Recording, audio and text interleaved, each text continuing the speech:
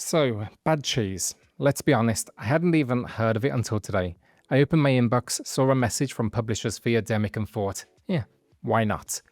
Now, honestly, a lot of the time when a random game lands in my inbox, it's something that barely makes a mark, but every so often, you get one of those surprises, the kind that pulls you in before you even realize it.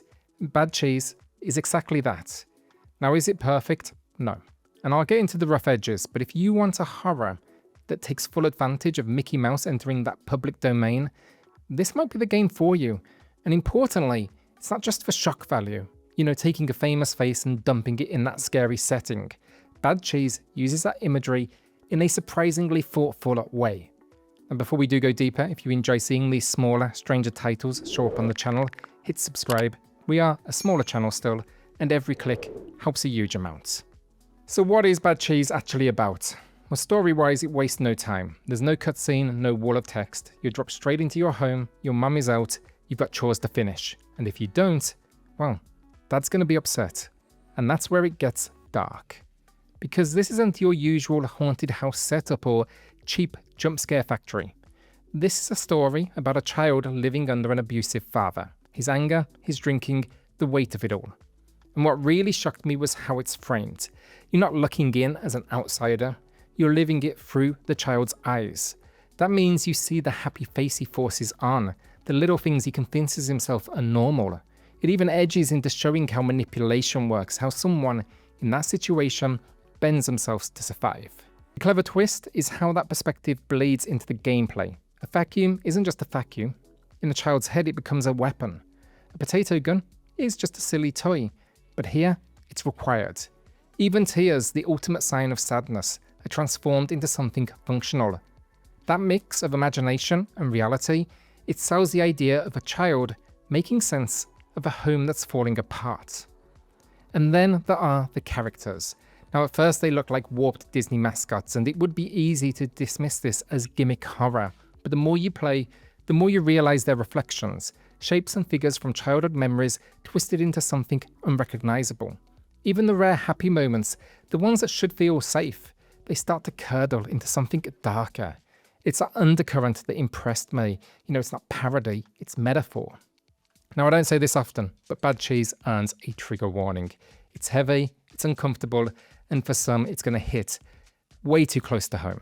But it's also, at the same time, what makes it memorable. Gameplay, as well, follows kind of the same balance. It's simple initially, but the longer you spend with it, the stranger it gets.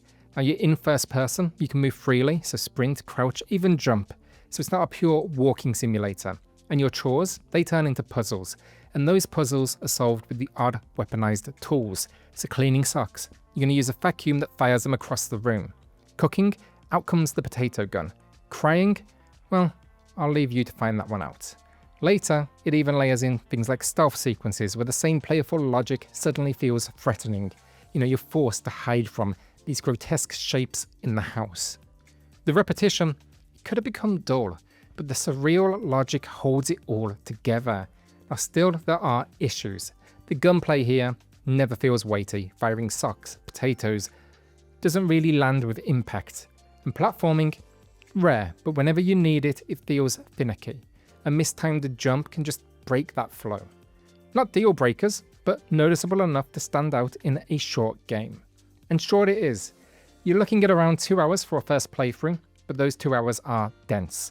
There's not much filler, no padding for the sake of it. Instead, it drives you forward from one unsettling scene to the next. And if you do want more, the game adds collectibles. These are food items hidden throughout. And it actually shows you a breakdown at the end screen of what you found, and also, of course, what you missed. It's a simple way to add replayability without bloating the core run. Visually though, that's where Bad Cheese just shines. Everything is in black and white, full 16:9, and it leans heavily into the 1920s Steamboat Willie style. It's gorgeous in its own way. Clean hand-drawn animation, exaggerated characters and expressions, and just enough imperfection to feel authentic. And yes, there is a Steamboat Willie sequence too. That also just plays directly into that history, which I really appreciate. But this isn't just a copy and paste of old cartoons. The The grotesque enemy design, it pushes into surreal territory. Imagine Disney colliding with Ren and Stimpy, and yeah, you're pretty damn close. The only warning I'd give you here is brightness. It's a very dark game visually. In docked mode, I had to pull the curtains shut just to make out some of the detail, and in handheld, same deal. That may frustrate some, but of course it's intentional. The shadows are part of the mood. I'll also say very quickly here as well, I did play it on the Switch 2 and Switch 1. Now Switch 1 and 2 seem to perform pretty much comparatively. On the Switch 2, however, it really does help getting that 4K bump in regards to the resolution.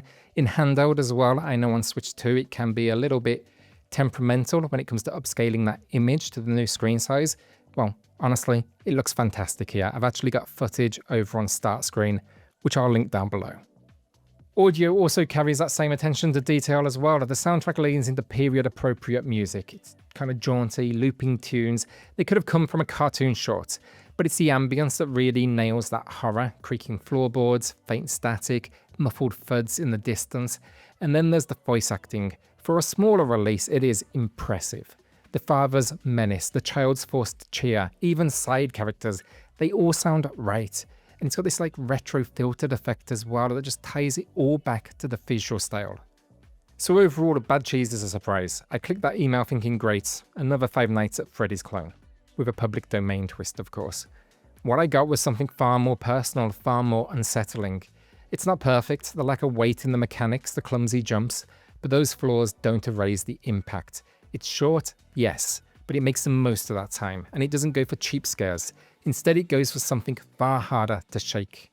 By the time I'd finished, 2 hours later, I realized this was a game that's going to stick with me. And that's not something I say lightly. If you want horror that goes deeper than loud noises and sudden shadows, if you want something that will genuinely unsettle you, Bad Cheese is worth your time. And for me, it's a great 8 out of 10. And maybe more importantly, it's proof that even a crowded horror scene where so many games chase that same formula, you can still find something that surprises you. Sometimes the weird little game with the odd title in your inbox ends up being the one you remember the most. Alright, if you enjoyed this video, do me a favor, subscribe, helps out the channel a huge amount. And yeah, I'll see you on the next one. Cheers all.